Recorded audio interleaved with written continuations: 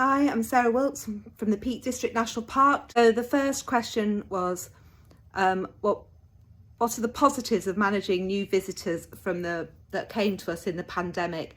I think it's just the fact that the variety of visitors that we had from all walks of life, all those new visitors who've never really found the great outdoors before, and for us the Peak District National Park, just fantastic to have that kind of range of people coming and enjoying themselves. And the challenge for us is how to help them do that in a really positive way and have a positive experience. Hi guys, I'm Fiona from Forestry and Land Scotland. I'm naturally a glass half full kind of person, but the last 2 years has pushed even my optimism to the limit. However, I do find myself using the phrase, hey, another silver lining, every so often. So I thought sharing a few positive thoughts might fit the brief for this Christmas message. Everyone knows that making change in the public sector can be like turning an oil tanker. But silver lining number one for me is a huge difference in how we're now able and allowed to use technology at work. It's not the same as being with colleagues in the office, but while having tools that really work has made it so much easier to work remotely and to keep some level of social interaction. I recently met a colleague in person for the first time, but we've spoken so much in Teams it felt like we'd met already, though he was considerably taller than I'd expected. Silver lining number two is probably mirrored by most of you in terms of visitors, the people out there, the public, realising the value of getting outdoors, getting active. Yes, there have been tons of challenges which we've all had to meet head on and in difficult circumstances, but we've been able to show to government and to our own senior management the value of our bit of the business, the value that brings to the health, well-being and economy of the nation. I sneaked in another positive there, don't know if you noticed. Number four for us is the positive approach FLS has taken to how we're going to be working in the future. We're adopting smarter working, which is about working in the right place at the right time for whatever task you're doing. That might be in the office, it might be on site or at home. A team of folk from across the organisation at all levels have been involved in figuring out how best to do this. It's genuinely not being foisted on us from on high. And finally, silver lining number five, we're all being encouraged to take as much time as possible off over the holidays after such a hard and heavy going year. So I'm counting down until Friday lunchtime when I'm logging off till January. So happy Christmas, and let's hope it's a better 2022 for us all. Cheers.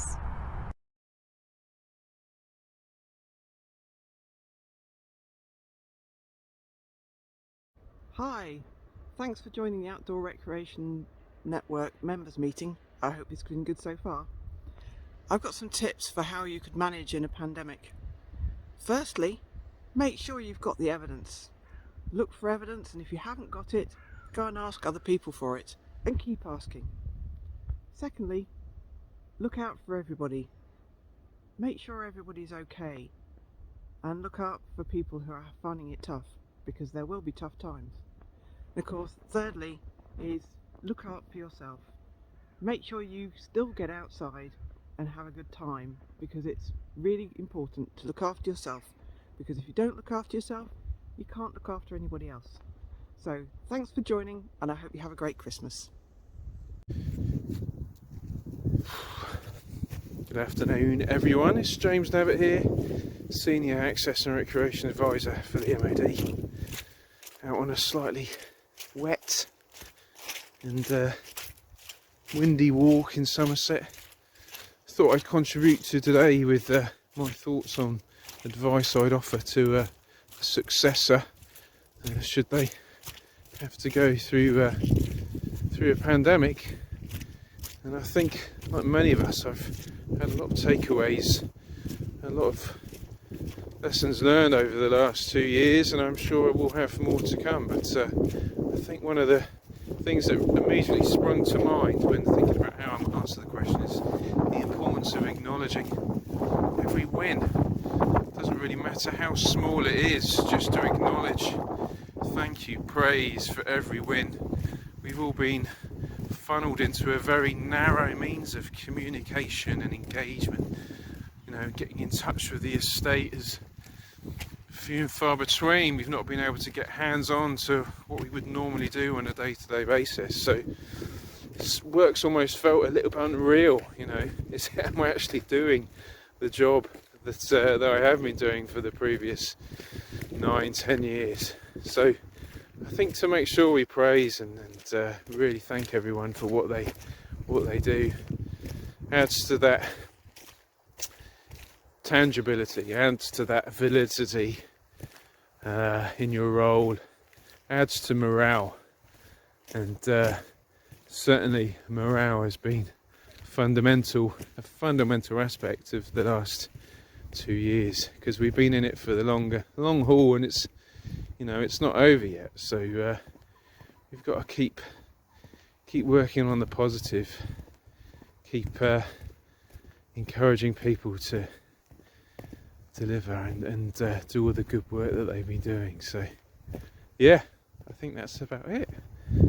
I wishing everyone a happy Christmas and a happy New Year, and I do look forward to the first ORN where we can get together face to face. I'm sure it will be fantastic. Thank you. What advice would I pass to my successor about the pandemic? Just to go slow and pace yourself. Pandemics last a very long time and they throw you a few curveballs along the way.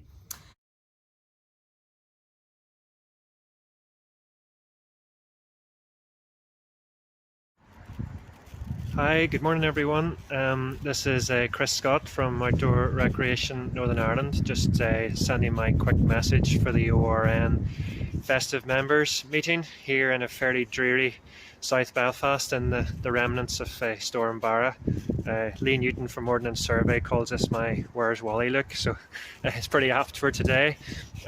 Yeah, just wanted to send a quick message about looking after our people. I think it's been a heck of an 18-19 months for the outdoor recreation industry. We've encountered so many new things, so many new challenges and so many new pressures, and I think in its widest context then it's great that we as organisations have helped look after each other.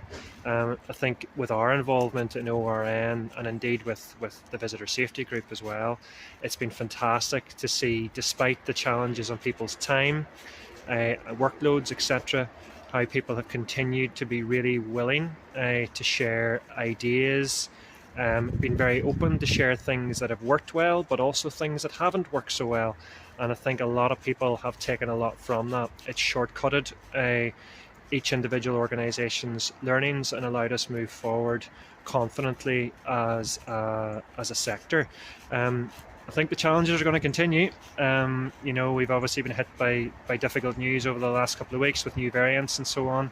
So it's really important that we continue that approach. It's really important that we continue sharing ideas, helping everybody get through this and take the advantages of what the situation has brought us. So listen, Merry Christmas, and I look forward to seeing you all at the members meeting, and look forward to seeing you all hopefully in person in the new year. Cheers. Looking after staff, a bit the same. Pandemics last a long time and you need to make sure that people don't go hell for leather at the beginning, because they need to save energy and keep going for months or even years, as we're finding out now. So go slow, take care of each other, and look out for those curveballs that come along. Hi, my name's Justin Miles. On an expedition or adventure, one of the key elements for success is that the entire team remains in tip-top condition throughout. And to make that happen, we're constantly looking out for each other. So we're always looking for signs of stumbling, mumbling and fumbling, which could be an early indicator of a physical problem. We're also on the lookout for changes in demeanour, changes in humour, the way that people act and react to people that usually speak loudly or quietly. Has that changed? And those small, subtle differences can be an early indicator of a mindset issue, mental health issue. And when we see that, when we recognise that, we have to be able to intervene very quickly. Now, to make that intervention possible, we develop a culture where there's a high level of trust. And to go along with that high level of trust, we have a policy of brutal honesty. You need to be brutally honest with yourself about how you're feeling and your ability to perform, and you have to be able to be brutally honest with your teammates. And that same method can be transferred to virtually any environment. It's not difficult. Look after your team. Hello, I'm Bridget Hall, Head of Recreation and Visitor Experience for Forestry England and co-chair of the Outdoor Recreation Network. For the second year running, the ORN has focused on helping all of our teams succeed in these very challenging times. In Forestry England, we try to live up to our aspiration of looking out and looking after each other. This has extended to how we now work more flexibly, try to cut down on our travel and have a real focus on equality, diversity and inclusion. We hope that over the past year, through the webinars, workshops and conferences that we have run, you and your colleagues have found new ways of working, new peer groups to talk to, new ways of looking at the work that we all do, and that has really helped your organisation through its membership. I would like to say a very sincere thank you to everyone who has contributed to the ORN this year.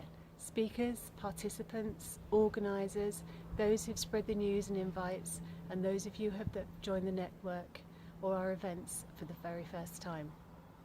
In 2022 we're going to have a new action plan, and I'm really looking forward to making sure that that action plan delivers what we as members all need for the years ahead.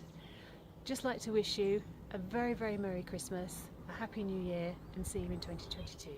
Thank you.